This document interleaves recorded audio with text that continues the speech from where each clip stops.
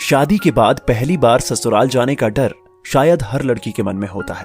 लोग कैसे होंगे, परिवार कैसा होगा, सबका स्वभाव कैसा होगा, जाकर कितना एडजस्ट करना होगा, क्या खुद को खत्म कर बिल्कुल नए सिरे से शुरुआत करनी होगी, चाहे सामने वाला परिवार कितना ही सुलझा हुआ क्यों ना हो।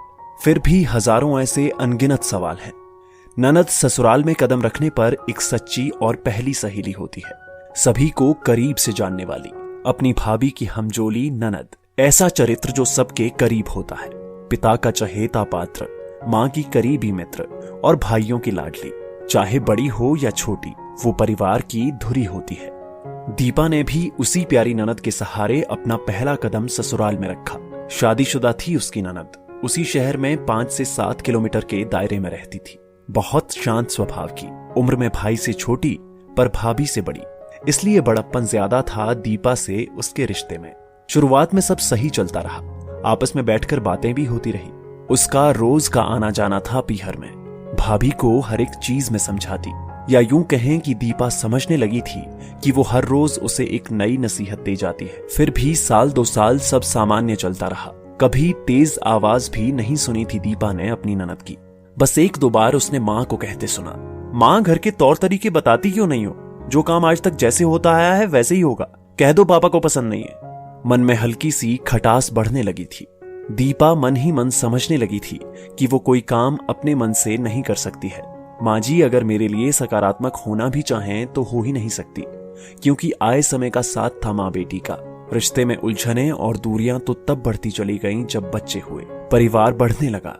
दीपा कभी बड़ी ही नहीं हो पाई, क्योंकि अपनी इच्छा से कुछ कर ही नहीं सकती थी।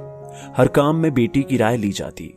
ऐसे समय में माँ बाप की समझदारी ही काम देती है, पर वो लोग तो बेटी के दायरे से निकलकर बहू को अपनाना ही नहीं चाहते थे। परिवार बढ़ने लगा और खर्चे भी। 2-4 साल बीत गए, बच्चे भी बड़े होने लगे। घर में पिता बड़े थे, सभी उनका आदर करते थे, इसलिए बस रिश्तों के बीच खींचातानी और मनमुटाव ही दिखाई देता। दीपा को बड़ा बुरा लगता कि रोज घर में ध्यान भी नहीं देने वाले पिताजी बेटी के आने पर फल फूल सब्जी लाकर देते हैं, और यहां तक कि क्या बनाना है ये भी बताते हैं। मात्रा भी इतनी ही लाते कि जैसे सिर्फ बेटी के परिवार के लायक ही बनाना हो। दीपा को लगता क्या हम इतना भी नहीं ला सकते हैं? रोज तो पिताजी घर के बारे में सोचते भी नहीं है, बस एक दिन ही सामान ला देते हैं। क्या हम और हमारे बच्चे उनके लिए कुछ नहीं? दूरियां बढ़ती चली गईं।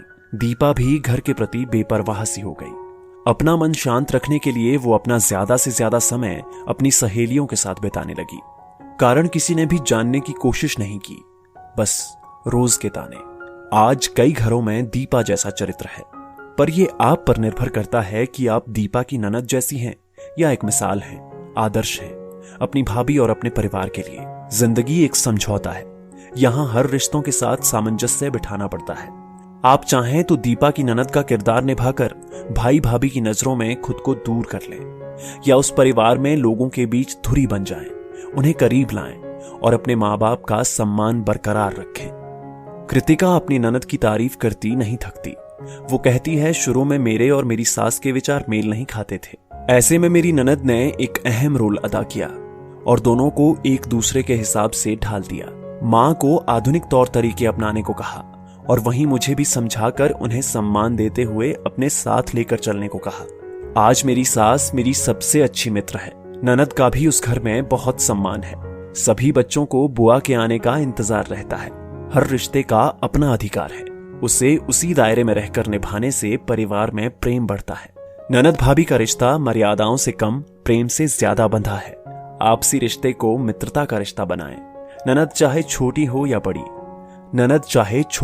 बड़ी, अपने घर की बगिया को महकाने में और 2 पीढ़ियों को आपस में साथ लेकर चलने में अपना अहम रोल निभाएं। फिर देखिए आपका पद कितना बढ़ता है, क्योंकि आप तो उस बगिया का पहला फूल हैं। ऐसा नहीं है कि सारे फर्ज अकेले ननद को ही अदा करने हैं। आने वाली नई बहू को भी अपनी सच्ची और पहली सहेली के विचारों को तहे दिल से सम्मान देते हुए परिवार के हर सदस्य को समझने में उसका सहयोग करना होगा।